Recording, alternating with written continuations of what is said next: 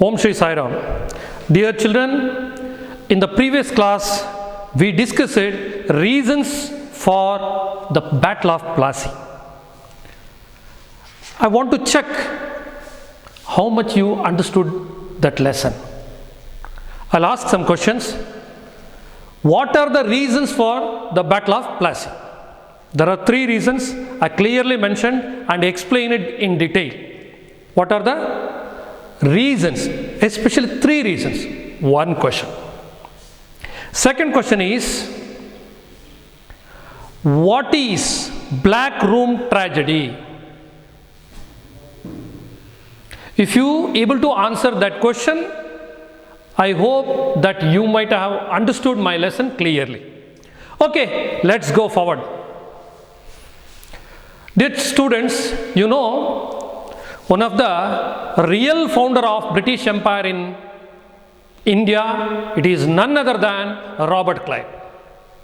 See the image of Robert Clive. He is the real founder of British Empire in India. Who is the true founder? Who is the real founder of British Empire in India? Robert Clive. See, Robert Clive came to India as a clerk, but his self effort, he rose into higher officer. Let's see, Robert Clive attracted locals. See, sometime your war strategy plays a very important role in winning the war. Robert Clive used such a strategy to win the war. Initially, he attracted the local leaders, local businessmen like Manik Chand.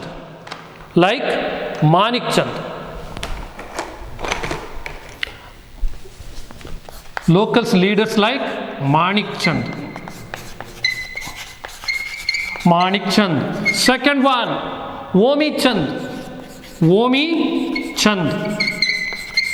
Third one, Jagat Seth, a big financier. Jagat Seth. Robert Clive attracted locals like Manik Chand, Omi Chand, Jagat Seth and others towards him. And Robert Clive was successful in convincing Mir Jafar. Who is this Mir Jafar? Now already we understood and discussed the reasons for the Battle of Plassey. Here, let us see how Robert Clive played strategy. How he used the strategy to conquer the battle. Let's see. He was successful in convincing Mir Jafar, the military head of Siraj-ud-Dawla. Mir Jafar was military head of Siraj-ud-Dawla. Who was Siraj-ud-Dawla?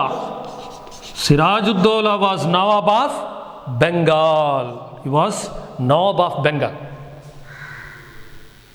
See, Robert Clive was successful in convincing even the military head of Siraj-ud-Dawla.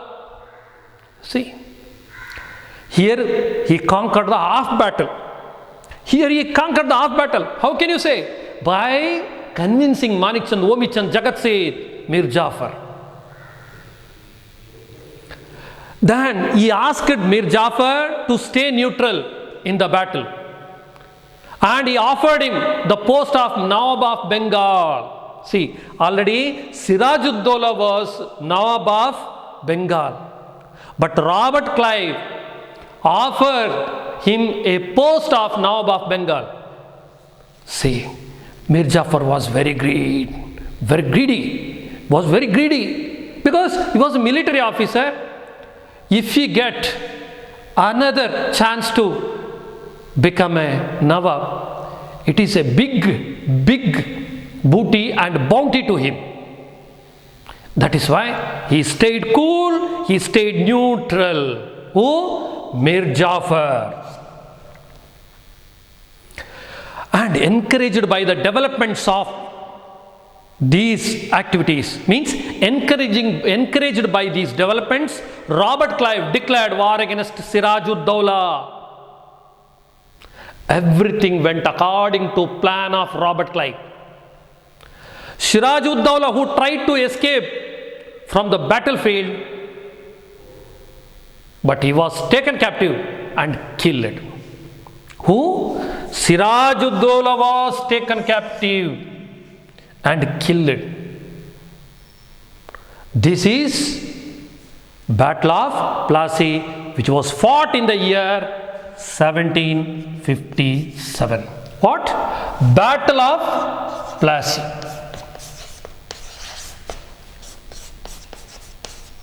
Now, what are the major reasons for Battle of Plassey? You know, mending of fort without the permission of Siraj-ud-Dawla, misuse of dastaks and black room tragedy are the main reason for Battle of Plassey. Now let us see what are the outcomes. What are the result of Battle of Plassey? Result or outcome?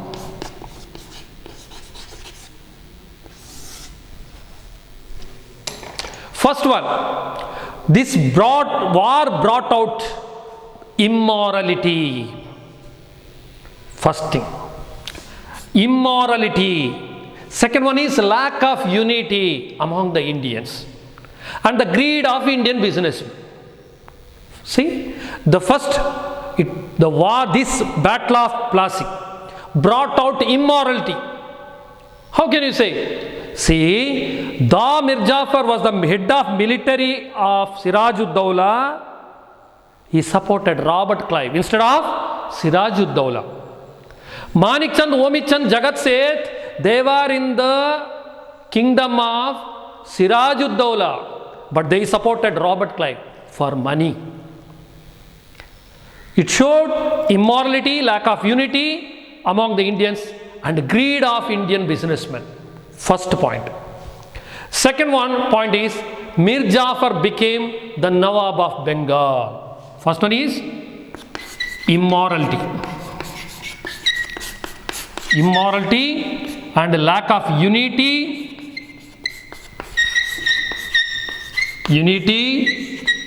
among the Indians and the greedy nature of Indian businessmen. Greedy nature of Indian businessmen. First point. Second point is Mir Jafar became the Nawab of Bengal. Formerly, who was the Nawab of Bengal?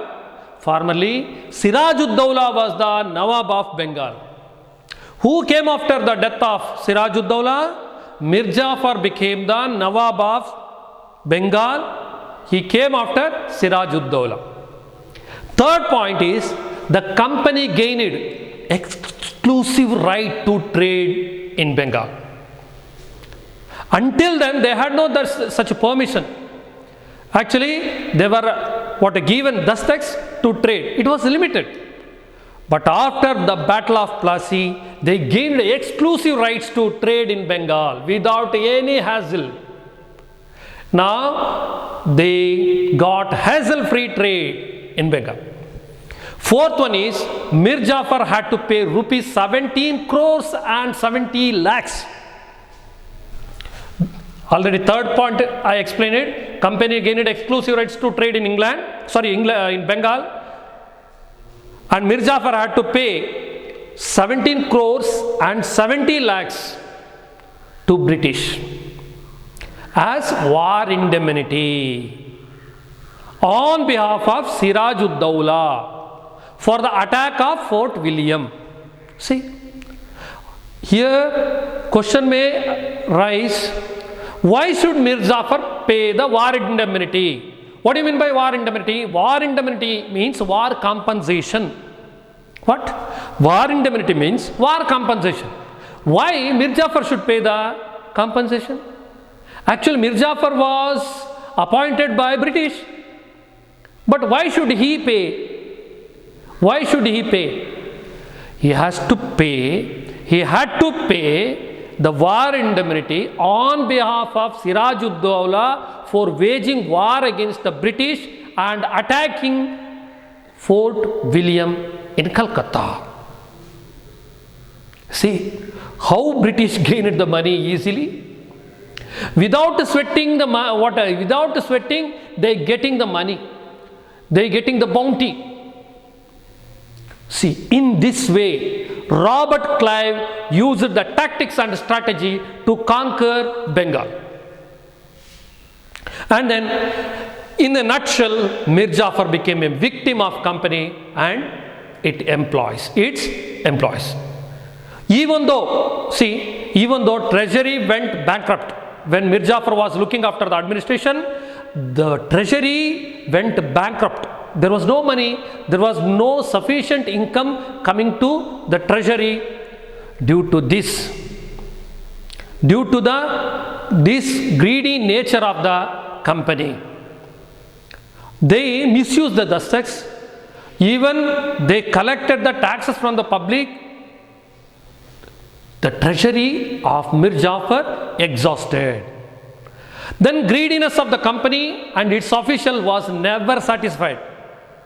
The British projected Mir Jafar was an inefficient Nawab.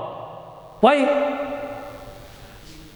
His treasury became exhausted. His treasury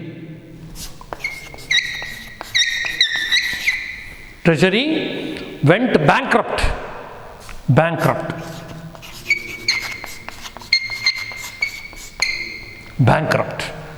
Due to this, they thought and they projected Mir Jafar as useless. What do you mean by useless? And is inefficient. And they brought in his nephew Mir Qasim as the Nawab for his place. After Mir Jafar, for the place of Siraj-ud-Dawla, they appointed Mir Jafar. For the place of Mir Jafar, they appointed Mir Qasim. See how they diplomatically dealing, how they strategically dealing to conquer each part of India. But we were not understanding in that point of time. We were not understanding why they are doing so. Next, who? Let us see. Mir Jafar was an inefficient administration. Mir Jafar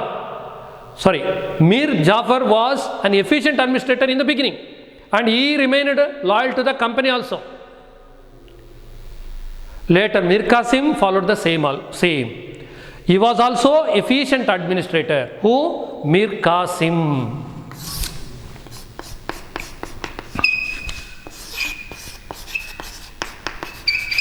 For the place of Mir Jafar, who came? For the place of Mir Qasim, who came? For the place of Mir Jafar, Mir Qasim came. Yes. And he paid 2 lakh pounds to the company.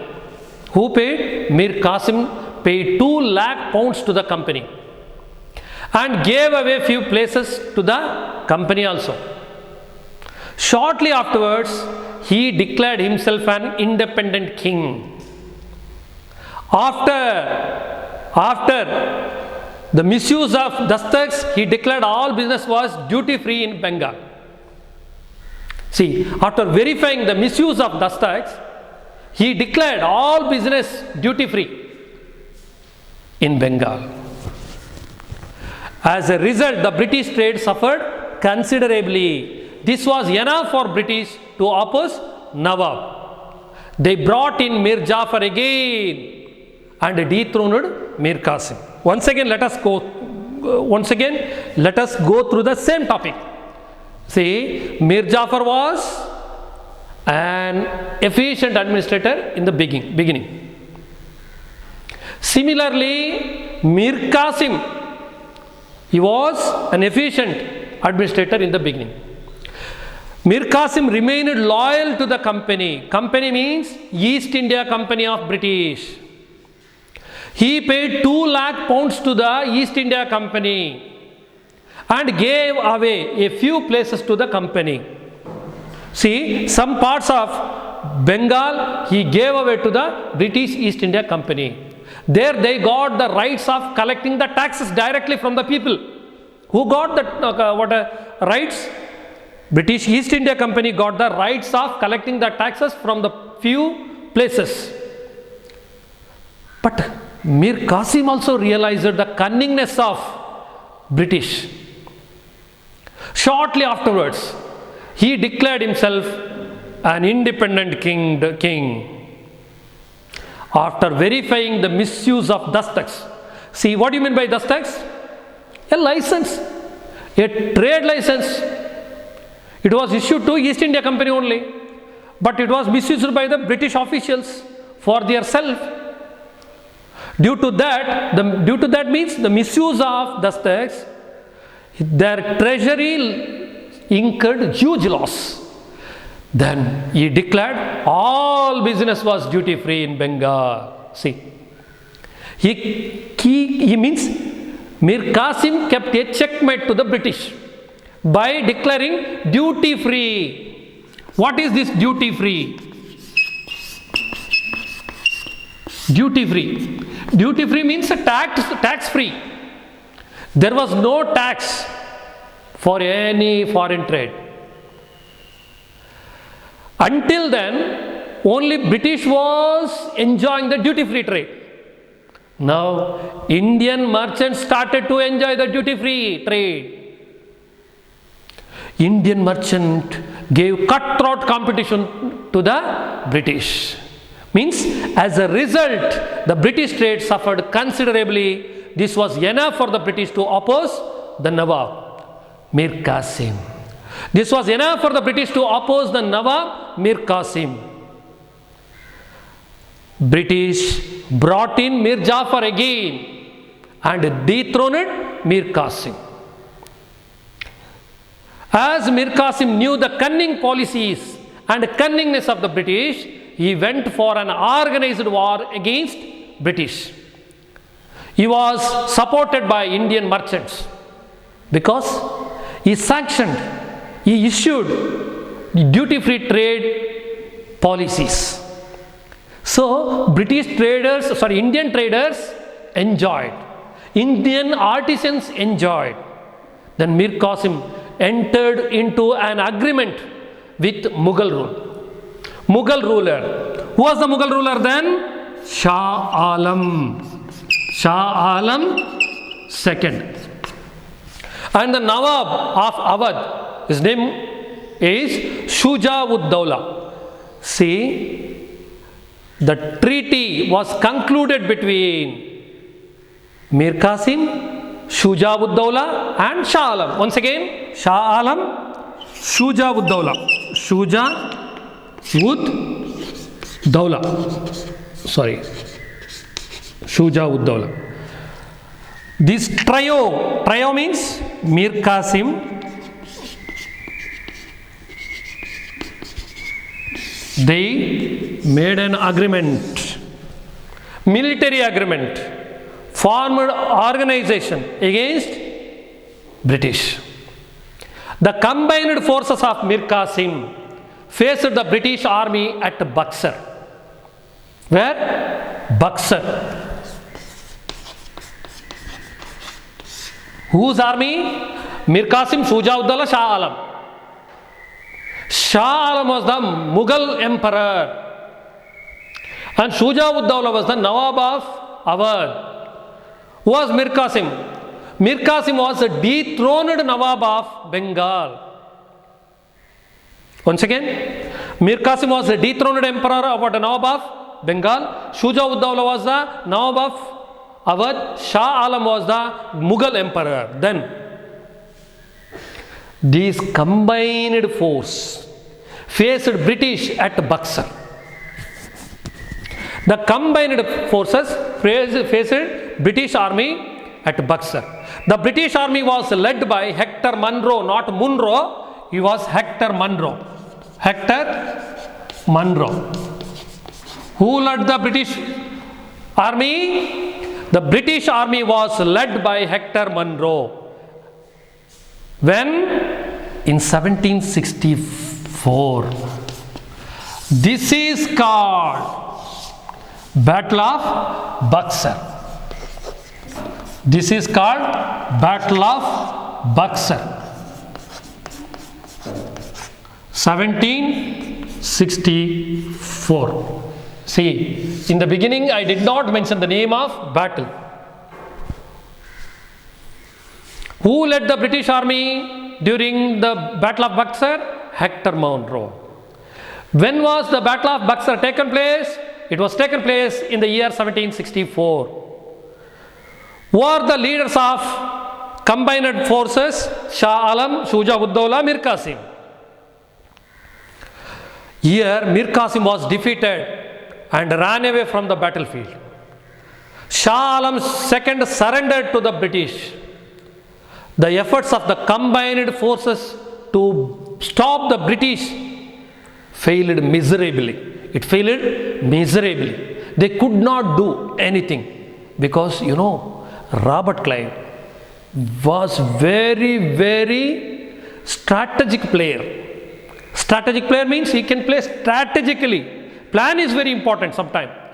To win the war, we should have the strategy, proper strategy. Sometimes we may have good weapons, but if we fail in strategy, almost all we fail in war. Now let us see the outcomes of Battle of Buxar. Now let us discuss the outcomes of Battle of Buxar. Shah Alam accorded the Diwani rights, means there was a treaty between Shah Alam and the British. There was an agreement between Shah Alam II and the British. He gave permission, that is called Diwani rights over Bengal to the British. Diwani. What does it mean? What is this Diwani rights? Collecting power of tax, collection of tax. See, then Shah Alam II gave away all rights over Bengal to the British for an annual fee of rupees 26 lakh. First point is Shah Alam II accorded a treaty, accorded an agreement. Thus he issued Diwani rights. Diwani rights over Bengal to the British. First point.